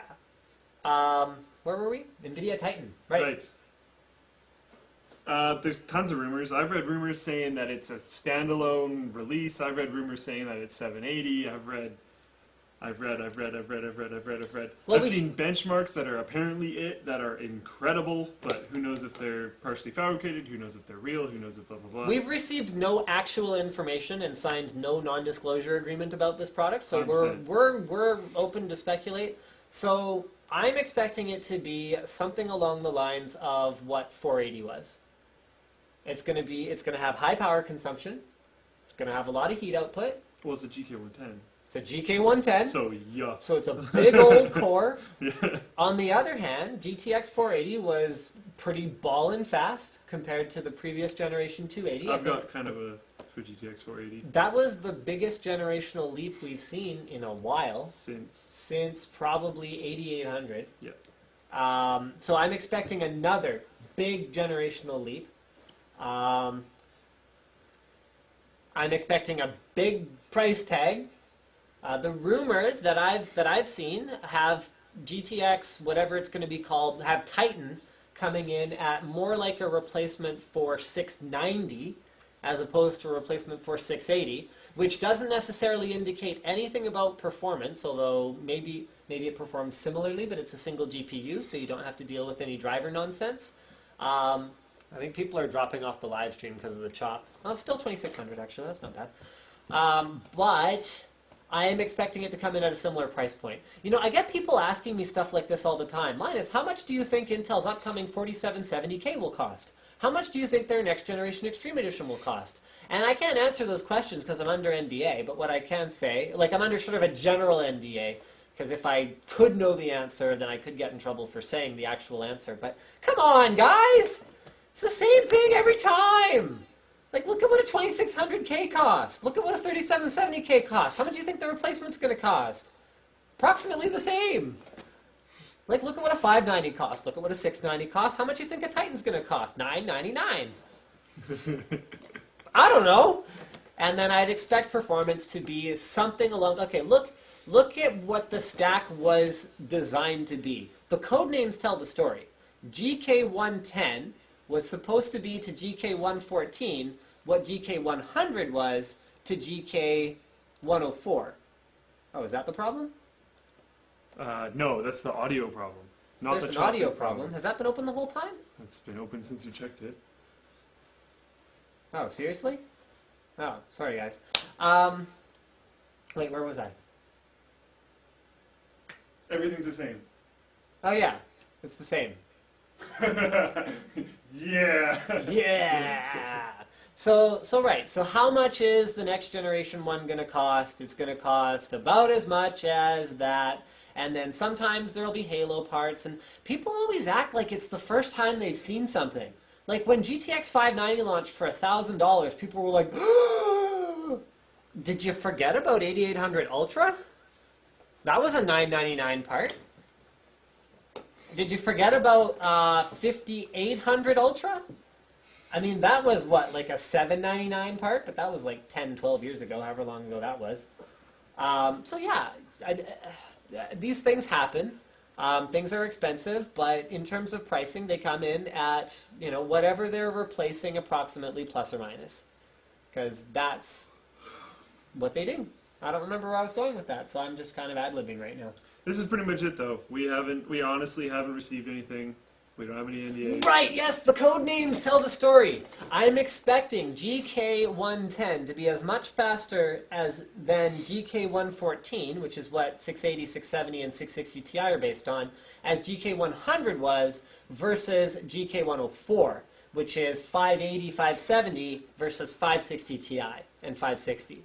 So that's the kind of improvement I'm expecting to see. So that's the same sort of improvement we see when we go from a 480 to a 580 to a 680, except that it's kind of the same sort of improvement you have from a 480 down to a 460 and from a 580 down to a 560 and from a 680 down to a 660 non-TI, because that's the one that's an actual different GPU, which is GK106. Which, like... So there. I'm expecting it to be about 80% faster than a GTX 680. Don't quote me on that, though. You have any more topics? Not particularly. Can you not kick my case? I don't like that thing flaps open all the time. Yeah, me neither. I'll have to figure out what to do about that. I might just put a stronger magnet behind the thing. That's probably good. Wait, but then it won't be black wrinkle coated, but if I get something shiny silver, then it should be okay. Should we maybe show them what we're talking about? No, it's okay. They don't care. You just don't want to show them the small imperfection of your case? Should you show them the Some people are saying refresh the AverMedia. A right click and then click refresh? Yeah, there's no refresh. There's no refresh. Under configure? You know what? Oh. No. And it didn't work. It's okay. Don't worry, guys. We'll figure it out some other time. I don't have the latest drivers. I have the last one. So I'm going to leave you to just kind of flounder. Bye. Oh, we should, you know what, we never actually stopped doing, we never actually finished doing as much Twitter as I wanted to do about the whole, also Windows 8 giveaway, yep, we won't forget about that. You remind me of Vince from the Slab Chop commercial, thank you. That's what the quote was for. Yes. Can't wait to see some of the TechWiki videos. Well, you could go there right now, youtube.com/TechWiki. Or hopefully in like 17 minutes. Yeah, hopefully in a little bit. Good luck to you in your new biz. Thank you. Congrats. Thank you. That's not what they're called. Fast as possible does not actually shorten to FAP. Obligatory, what is the status of the personal rig upgrade? Go back and watch the archive, because I gave a nice long update at the beginning. That's something they're talking about. Oh, yeah, Freddy's Kickstarter. You know about this? You guys were talking about it. Oh, that makes a lot more sense. Yeah. Have you ever seen Video Game High School? What? Yeah, you don't really know about this. Carry on. Video Game High School, made by Freddy with a group that he made called Rocket Jump. It features the dude from Epic Mealtime. I can't remember his name. You don't know his name? Okay. Some Canadian guy. He eats bacon. Yeah, features him. It features the Brian Ferenzi from 5 Second Films. He's freaking awesome. Like, it's got a whole bunch of really, really big YouTubers, and it's like a serious business show that they made, and they made Video Game High School Season 1. Check it out on, I think just rocketjump.com, or I think it's also on YouTube. But they're starting a Kickstarter to start Season 2, and Season 2 is, like, they're adding a whole bunch of schools, so it's not just Video Game High School, like, it's all these other different schools, and they're thinking about spreading it to more games. For Season 1, it was just FPS. So yeah, really interesting. I think they might have passed their goal already, but helping Freddy is, like, not a bad thing, because he's kind of awesome. Kickstarting things is just sort of magical. I love Kickstarter. It's like, well... It's fantastic. Okay, here's what I don't... Okay, it's hard to wrap my brain around why people get to start a business with just upfront funding that they actually don't have to pay back in any way. Or, I mean, it's like, it's magical, and it's good for... You're buying a product, though. 99% of the time when you do any Kickstarter donation, you're buying something. Yeah, okay, but you're buying something that... It's like... That isn't guaranteed yet? Yes. No quality guarantee, that kind of stuff? Yes. Almost every single Kickstarter, like, video games are now not allowed showing anything other than actual what they have right now. Right. So they can't be like, this is theoretical footage. This is video that our graphics designer made that has nothing to do with our game. Like, that was happening a little bit at the beginning of Kickstarter. Right. And then Kickstarter was just like, no, you can only release what you have now. Okay. So any assets that you see on the page are current assets. So what a lot of people have to do is start everything. Like, they have to form their company, they have to hire all the employees. They have to basically do everything that you would have to do if you're going to bring something to a bank for a gigantic investment, or and then they get to put it on Kickstarter. And then they get to put it on Kickstarter. So it's usually very well, properly organized, pre-done things that are looking to funding to finish their project. Not always, Yeah. but usually. Always So, except- like... we should do a Kickstarter for, like, starting up a Slicks Tech Tips channel. We'll set the goal at something very reasonable, like $500. I was going to say $10. It's not like we pay him much, so... Buy me a sandwich so I can survive, and then we'll make a new YouTube channel. Yeah! No, like, okay, when you're going on Kickstarter, Kickstarter's awesome, but be careful. Read what you're buying. How about, like, a Kickstarter for tattooing Slick's face? With, like, Darth Maul tattoos. No. Unless we get, like... What if it was, like, $1 million? Would you do it? You could just get tattoo removal. Or would there have to be a thing where I have to keep it? Yeah, you probably have to wear it for, let's say, 5 years. Oh, for $1 million. $1 million. 5 years. Maybe, to be honest. Because it's one of those things that's ridiculous I could enough. just hide in my room and play video games on the best computer ever. Just be like, yeah, I don't even care. And then just come out with, like, a nice car and a nice house already paid off and just get the thing taken off my face. What if they made you embed the horns, too? Oh, you can do that, too. I know. That's a thing. I It's, know. like, actually a thing. Oh, I know. He's thinking. So guys, No, guys, I probably would. let's get this Kickstarter going. I probably would, and I would just cosplay 100% of the time. I'm just like, Just nope, walk around. screw it. I'm Darth Maul for 5 years. Just- Move to Las Vegas, Yeah. and then just hang out on the sidewalk and augment your income with like a tip jar and like photo ops. Yeah. So everyone can think I'm like actually trying to make money and being legit about this, Yeah. but realistically I just got paid off. on Realistically, you're even more legit than they know. Samuel, that's not the case at all. At all. It was definitely not in the back burner. A lot of what I did at NCIX wasn't really visible to customers. Well, not in At a way all. that had your name attached to it. Yeah, I mean, I was working on pricing or, you know, strategic, whatever the heck, marketing. My baby's name is not going to be something that I'm talking about. Andrew asks, if you get approached by Revision 3 or something, will you let them eat you? So that's an interesting question. I have talked to Revision 3. I've talked to Maker Studios. I've talked to one other guy that's not really in the YouTube network business yet, but they might be soon, but they're legit. They're cool guys. So I guess it just is a matter of what you mean by eat you, because Revision 3, for example, they don't eat you. They don't dictate what your content's going to be. They're not like, oh, we don't like Linus Tech Tips the way it is. You need to have monkeys. Some of my favorite shows are on Revision 3. I mean, I think looking at someone like my fellow Canadian Lou from Unbox Therapy, I did a collab with him not that long ago. I don't think that joining Revision 3 has changed his content mostly. I think his CES content with that Ford integration was a little bit Fordy. And I mean, I liked the way that we were able to do CES as an independent, where we basically found sponsors that we know and like. So we went with Corsair because we love Corsair and the stuff that they do. We went with Seagate because the messaging was Seagate, trusted storage partner. All of our archived footage goes on Seagate drives on a big fat RAID controller in a server. So it's one of those things where we're saying something, we're partnering with a sponsor, But we're already utilizing or backing them Yes. in some way, so We're- we're not we're- worried about that. we're legit using those drives. And if they all failed on us, we might be having a different conversation about who our trusted storage partner is. I mean, for that said, I'd be comfortable calling WD a trusted storage partner too, because We also use use WD drives, just not for that specific purpose. We have WD drives in the iSCSI. I have a Seagate and a WD drive in my system. So basically, they're trusted storage partners. So we don't have to do a 1.5-minute long commercial for Seagate at the end of a video. We just have to kind of say, look, they're our trusted storage partner. And Linksys, same thing. Linksys, I think probably 90% of the networking gear in this house is Linksys. And non-conflicting. Non-conflicting The with what? triangle of non-conflicting brands. Yeah, so it's not like we're going to say, sponsored by Intel, sponsored by AMD, both of which are, the best CPU, and you should buy it because, well, I mean, we're trying to pick and choose things. I mean, honestly, when you're starting a business, you can't necessarily just say, no, I turned my nose up to you, you cannot sponsor our trip to CES, because we wanted to go down there and we wanted to make that content.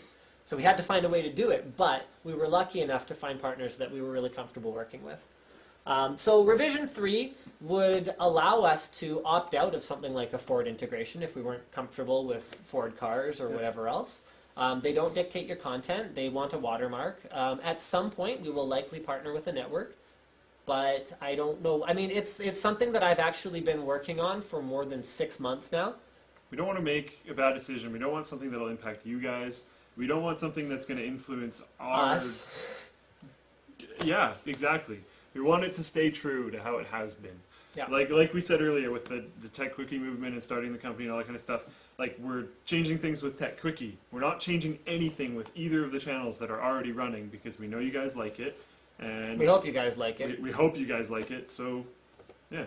If you hate it, we're sorry. I think people are tuning out. They're bored. No, I think they just hate the choppy video. Actually, I don't know. So let's go back to Twitter for a little bit, and then we'll do our Windows 8 giveaway. Linus says, again, funny. Good luck. Shout out to PewDiePie. Oh, man. Brave move. Thank you. No, not a new baby again. My baby is 9 months old. Okay. Good question. Linus, does Slick PC have an important position in the company? What is your position in the company? I do all the things. I don't really know how to even say that. My official title is IT lead. I don't even think that matters at this point. I don't know. Right now, we're 3 guys trying to do everything, so we all just kind of do everything. Positions aren't really in stone at the moment. I prep videos, I benchmark things, I film, I storyboard stuff, I try and help orchestrate shots, I give feedback on Diesel's editing, I edit sometimes, Not very well. not that well, but like, I don't know, we all kind of do everything, so yeah. Okay, so let's do our Windows 8 giveaway. Do you have a question? No. Do you have a question? Okay, you go do a question while I come up with a topic. Well, not come up with a topic. I have a topic. So along the lines of monetizing content and, you know, will someone buy out your content and eat you and all that good stuff, YouTube has paywalls coming. So this was oh, can you open up that page again? Where did I see this article? Real SEO, REL SEO. YouTube will have paid subscription channels soon. So this will be starting. They're sending out offers, apparently. This is all sort of supposedly.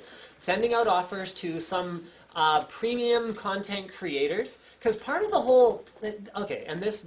Okay, hold on. No, I'll launch into this later. So they're sending out invitations to some content creators to have premium channels that will be anywhere from $1 to $5 a month to subscribe to, which you could kind of look at and go, okay, well, if it's someone that's creating fantastic content and, you know, I really, really, really like it and, you know, beats watching reruns of Friends on Friday night or whatever, whenever reruns of Friends are on. So I could kind of see people doing it, but it goes against, for me, the philosophy of internet video compared to what we've done in the past. I mean, I understand YouTube's inherent need to monetize the content in such a way that it can be self-sustaining. I don't know that YouTube's ever made any money. I really don't think so. The amount of bandwidth required for what they're doing is just ridiculous. The amount of admin and overhead that goes into what they're doing is ridiculous. And so they need ways to make money. I mean, they end up in sort of the Facebook sort of quandary where Facebook is like, yeah, we have this huge user base, but like, how do we turn that into something that stockholders will appreciate? Hard to say. So I would love to hear what you guys think of paid subscriptions to YouTube. So to be clear, I mean, I'd say never with an asterisk here, but I will never have a paid channel.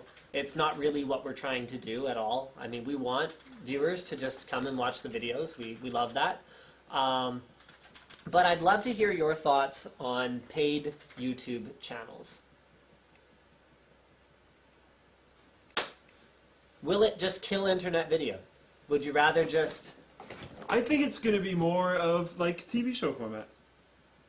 Right. Well, yeah, I mean, I'm expecting that to happen, but people ran away from TV shows to watch videos on the internet. Yeah, I don't think it's going to be successul. I just think the only people that are going to do it are like TV show format. I don't think it's going to be a very lucrative move at all. On the other hand, I went to an interesting conference where they said it's something like 7 years between a free user and converting that person to a paid user. So if it succeeds, we won't know immediately. This was the guy who started You Send It. So he was saying when they turned on the paid service, because it was free for the longest time at first, someone signed up almost immediately. But what they found now with more data is that between the first sign up and when someone actually goes, I enjoy this service so much that I don't mind paying a couple bucks for it to get a couple more features, is about 7 years, which is a huge amount of time. I mean, YouTube will be so different 7 years from now. Look how fast it's changing all the time. Yeah, Reddit's having a problem with that. They can't necessarily get people to sign up for Reddit Gold because people don't see the value in it. Yep. It's taking a really long time for them to get people to move over, and even hardcore people are just going like, I don't see a positive in this.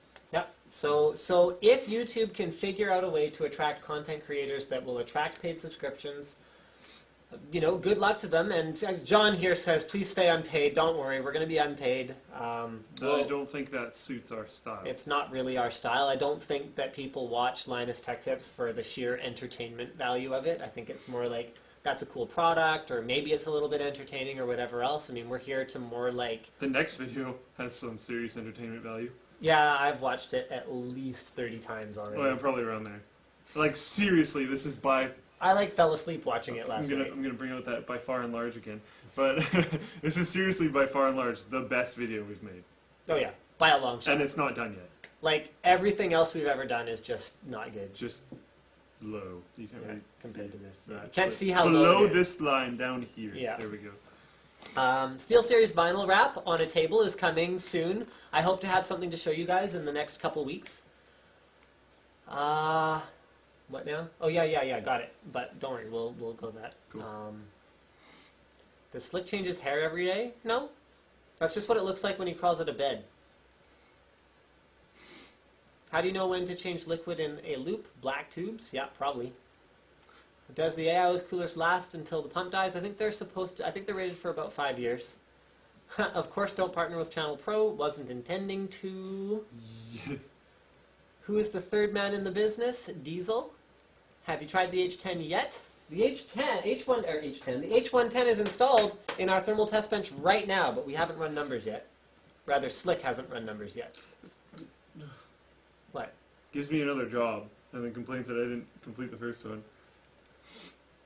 Yeah, that's not going to happen. Don't worry. We don't have the same. We wouldn't have the same kind of agreement that that Elric had. So there you go.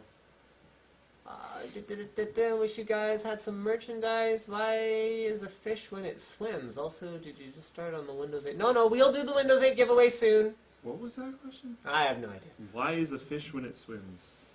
The only okay, so Richard is saying the only advantage would come from no commercials, but that would again kill a major income source for YouTube. But then YouTube's going to skim part of the profits, and then the amount of bidded commercials will just go to other channels. There's always videos on a channel that don't have a pre-roll that could have a pre-roll. That's true. You can never have too much ad inventory as an ad server. So yeah. And if you get too much, people are paying more. So like, I wouldn't be worried about it if I was Google. 4chan apparently offers bypassing the CAPTCHA with the subscription. Okay. Which section of the forum can I find your story? If you search for my story, search for professional unboxer, and it should show up. I would pay a subscription to see Slick PC bench press you. Oh man. Think it will crash and burn. I could see if it was like a TV show, for example, a video you could buy VGHS on YouTube. I was thinking about that, but I don't think that's Freddy's angle. Like if it was more like a... oh, okay. I don't think Freddy would do that. Considering he released it for free on his own website. Yeah, I wonder what his model is exactly. Tons of views and epic videos. Yeah, but tons of views don't inherently pay any money. But he gets like 9 million views a video. I know, but okay, yeah. He gets tons of views and all that, but his videos do cost money to make. Oh yeah. And I think he's also got some partnerships and some sponsorship spots and some like in a lot of his. Do they do any product placement? I think they do. Okay. I know they did in VGHS. Like, yes, there was product placement in VGHS. Definitely Razer. Razer was huge. They all walked around with, not the new one, but that, like, gamepad thing. Oh, okay. They walked around with those. Yeah, and whenever they'd sit down to game, it was like, bam, bam, and it was all like, it was supposed to be super epic. But yeah, you'd understand if you saw it. They do it really well. Okay. It's Freddy. They do it really well. Okay, yes, we'll do a 900D unboxing for sure. If it was like a TV show with the exact same standards, if not better, like if Big Bang Theory was $5 a month, then yes. However, the argument there is, well, then why not just get a Netflix subscription, which is already exists. Then it's like $15 a month, and you get absolutely everything, including movies. Right. Like, I don't know. We'll see, but I don't really get it. Yeah, we'll see. It will also attract major TV networks to switch so traditional TV can finally die. Actually, it won't. Traditional TV networks are going to fight this move tooth and nail because it will kill. Like, okay, remember, your cable provider is often affiliated in some way to some kind of a some kind of a network or studio. So that means that they're collecting money at every level. They're collecting money from the end user subscribing to the content. They're collecting money from advertisers paying to be on the content. So they're sitting in the middle going like, yeah, awesome place to be. If they let content creators go to online and then advertisers start paying them directly and viewers start paying them directly, they lose everything. Game over. So it will not attract anything from them. I'm subbed to dozens of major YouTubers, and if it's like $5 a month each, that's a bit much. That's a good point, because it depends on how they break it down. That was the Netflix point. Yeah. It's not worth it. Like. So if you had YouTubers that, I don't know, like what would it? You know what makes more sense? Yeah. Is like paying per video, because then people upload movies to YouTube. It's usually just like indie stuff. But if people started releasing serious business videos that were attached to your YouTube account that you could watch anywhere at any point in time through a really simple just like service. on demand kind of thing. Like I think that might make more sense than a subscription. So if we did an unboxing, let's say we don't do an unboxing. Let's say we do an unboxing of the 900D and we say, guys, we're going to do like an epic, cool 900D build video where it's like 2 hours long, we fill the thing up to the nines, but you have to pay $2 to watch it. I think they freak out. That wasn't the use case that I proposed at all. This was movies. Like movies. That's released in the movie theater. You Oh. can then buy it on YouTube and be able to watch it at any They point in have time. that, don't they? Do they? I think so. But like, who cares? Because Netflix. I don't care. That's probably why I don't know about it if it exists. Right. But like, that's the only case that I would see it making sense. I don't know. I think channels that require paid subscription would see a huge view drop. Yeah, of course. Or that, if you pay for your subscription and that takes out ads. Just like how Twitch does it. Yep. That makes I sense wouldn't as mind well. that. Yeah. Content would have to be outrageously awesome. Yeah. I think we can all agree on that. Vimeo did something similar first with the tip jar, but man, you know what? Here's the thing. I liked Vimeo's approach. Honestly, if YouTube had a tip jar, I'd be stoked, because if someone wants to give us a tip, that's great. But it should be voluntary. That to me is more like the essence of what YouTube is. Creating this content voluntarily, and then people supporting it voluntarily, and if they want to support it with a couple bucks from their pocket, then that's all voluntary too. But making it sort of like, like, oh no, you gotta jump this high if you wanna get the thing. No, yeah, exactly. Like, to me, that's not quite. It's just not what I would like. I like Vimeo. Tommy J asked what happened to the Unbox Therapy collab giveaway. It's coming. Lou's been on vacation or something, so when he gets back, we'll pick a winner, we'll announce it, and everything will be good and hunky-dory. So, speaking of giveaways, you know what? You're in charge of the Windows 8 giveaway, because I have to pee. Okay, so the question is, who did Bill Gates buy DOS from? Don't announce the winner in real time, because what I discovered last week is that who appeared to be the winner, when I went back and looked at the timeline, No, I know. Yeah, Yeah. it wasn't right. Yeah, So. yeah. Okay, so the question, I guess you guys kind of have part of it already. Anyways, it's a two-part question, so anyone who's answered yet, But let people guess until you see a correct answer. Right, Or something. okay. I don't know. Make it fun. I'll figure it out. Who did Bill Gates buy DOS from? So you guys know that part already. And what was its original name? That's more probably the difficult one. We've been doing stuff that's kind of newer content for these questions, so I thought I'd jump back a little bit, and hopefully people would appreciate that. I don't want his name, I want the company name. Sorry, that was kind of my fault. I should have specified. I want the company name that he bought it from. And not just, I see person on screen, if I can do this. There. You said the guy's name and the company name. I want the name of the program and the company name.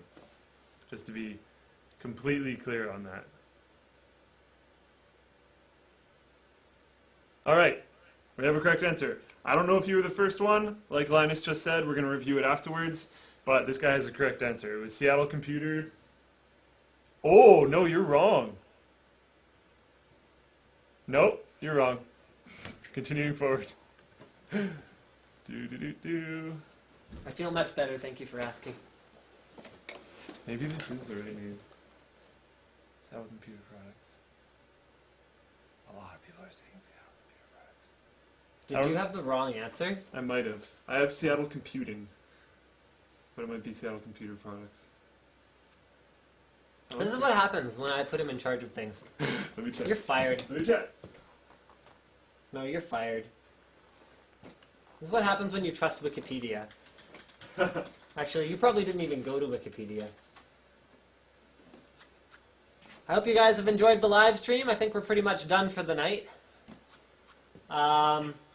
Yeah, I'm still not sure if I'm going to live stream building my computer. I may just build it and then shoot videos sort of throughout the process. Seattle Computer Products. Seattle Computer Products. So congratulations to everyone who answered correctly. Slick will be responsible for going back and finding who won. And then Slick, what you need to do is follow that person on Twitter and get them to follow you so that they can message you directly, so that you can send their email to me so that I can... Can I make them message me on the forum? Sure. That would be way easier. My name on the forum is Slick. No, get them to do it on Twitter because then you can validate the username. Yep, And okay. you don't have 100 people messaging you on the forum. Yep. Everyone send Slick a private message on the forum. Okay. No, I'm joking. Please don't do that, actually. It would explode his inbox. My already exploding inbox. Yeah, pretty much. Yeah. Where was I going with that? I don't know. I don't think you're going necessarily anywhere with that. Yeah, I think we're kind of done. It's sort of like after party time. After party time? Yeah, we've never had an after party before. No. I think we're usually too tired. You tired today? I'm not going to bed right away. Seriously? You're going to play that now? I want to play 514, and I've got the new stuff. What if you have to work I'm tomorrow? not going to bed until the new stuff is set up. Seriously? Oh, you didn't even talk about your new stuff. Should I go grab it? I'm pretty excited. No, don't go grab Are you it. sure? Yes, it's right huge. there. It's right there. It's like 3 huge boxes. I'm huge. I'll go grab one. You talk about it. I'll go grab the next one. Why Like, am I going to talk about your Okay, stuff? Okay, okay, I'll get it. anyway. You talk about your stuff. I don't want to talk about your stuff. Whatever, Stuff man. sucks. no, it doesn't. Yeah. You Yeah, particularly like my stuff. So I bought 2 new Asus monitors because I've had some pretty not so great monitors for a little while. One of them was a present from my dad when I got my very first computer, like that was my own. I had You should talk about your overall computer spec too. Here's the most exciting thing. Oh god. Random brown box with shipping label. No, that's not a particular shipping label. I was actually confused when I first saw this because I bought a monitor arm for my desk from Ergotron, but it came in this box that says juststand.org, and I was like, well, I didn't buy it from juststand.org. So, what? But then on the side of the box it says Ergotron, so I was pretty happy with that. The idea is that, okay, this guy, this 24-inch freaking beast that I bought, I have 2 of them. They're going to go side by side on my desk. These are going to be my main monitors. I'm finally going to have some legit monitors because I didn't even have 1080p monitors, and one of my monitors is still square layout. Like, I've been student budget for a long time, so I've been running off the original monitor that I ever purchased for quite a while now. So those 2 will be side by side, and then I'm going to be putting on an arm above those 2, my old school 18-inch, and that is going to be to monitor servers instead of being a main monitor. And then basically I'm replacing things that are absurdly old that are on my system. And then I have had the same speakers that my brother and we went to the mall with my mom and bought them from Staples when I was in like grade 5 because we didn't have any speakers on our computer to hear Diablo. So I'm still running those like $25 speakers from however long ago. So from reading a crazy amount of reviews and Apparently listening to Linus. Apparently my personal endorsement of this product is not good enough for him. He's all hurt because I read reviews after he said Why it was would you good. read reviews about it after I told you to buy it? You told me the 7H was good. It didn't fit my freaking head. Did they? I said they sounded good, It also didn't fit my head. but did they sound good? They did. They sounded very good. Nah. They're very good headphones, and I would recommend them to someone with a smaller head than me. So basically you're saying you have too big of an ego to take my recommendations. No, I'm saying that I'm looking into anything else that might be different about the Okay, product. so you were worried these speakers wouldn't fit your head. That is an ego issue. To be more specific, I was looking up direct reviews that were comparing the Klipsch Pro Media 2.1s to these. Yeah, but I could have told you the Pro Media 2.1s are not going to hold up in terms of bass. My dad has the Pro Media 2.1s and I really like them, and if you read reviews on it, the Pro Media 2.1s are better at multiple ranges. But these have a flat line. I know exactly how good the Pro Media 2.1s are because I did a butt ton of research about them a billion years ago when they were released, and you still didn't know the first thing about computers. They've changed. I know they have. They've gotten like a lot worse. Yeah, they're a lot worse now. The original ones, there would be a competition. I just wish I still had my Pro Media Ultra 5.1s. This is what I got, by the way. Best computer speakers ever made, bar none. But that's a shame. I actually bought a set of SP2500s too. I already have SP2500s, but these were a really good deal. They're like a factory refurb. And it's Corsair, so it can't be that bad. Yeah. So I got a set for my wife, so now she can get rid of the Sphere X Xbox speakers that she's using now that have a little bit of hiss at close range. Like, it'd be fine if you were using it with your entertainment See, center. this is what I'm talking about. He brings this up now. Do you remember trying to sell those to me? The Sphere X's? Yep. How much was I going to charge you for them? You didn't tell me there was a hiss. Are you sure? 100%. I remember you saying that earlier today, and I was like, huh. Oh, there's a workaround. Oh, really? Yeah, no, there's a workaround. Then why is it a problem that she has those? Because she's lazy. Do the workaround for her. No, the workaround is something you have to do every time. Oh, that's annoying. You switch to headphone mode when you're not using them as speakers. Oh, well, Yeah. that's...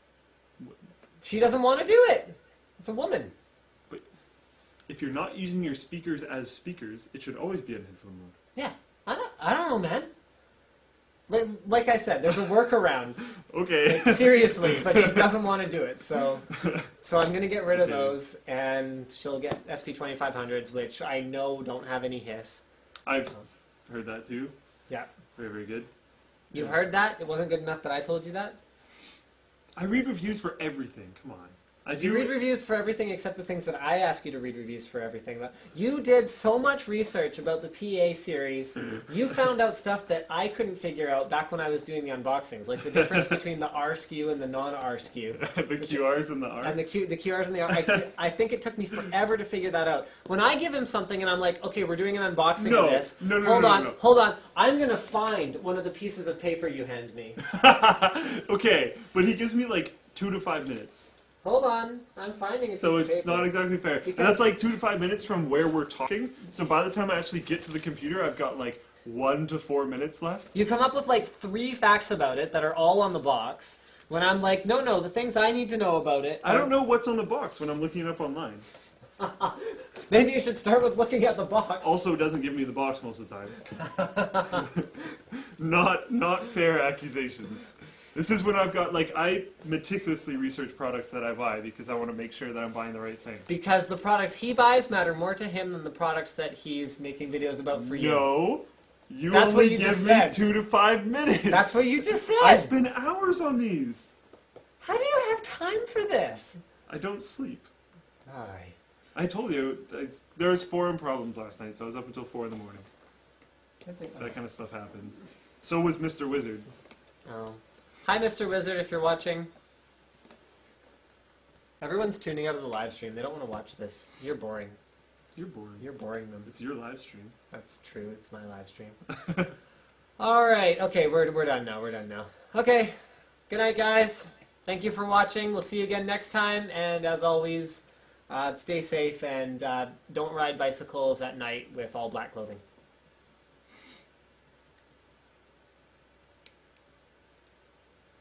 I just figured out why it was lagging. Your local recording and your recording to split. Yeah, there we go. Is that better now? Yeah, that's better now. Are we still live? Does everyone know that you just did that? Yeah. You should probably turn it off now. When are we going to delay? So you can feel awkward. Where do I even go? Right here? Oh.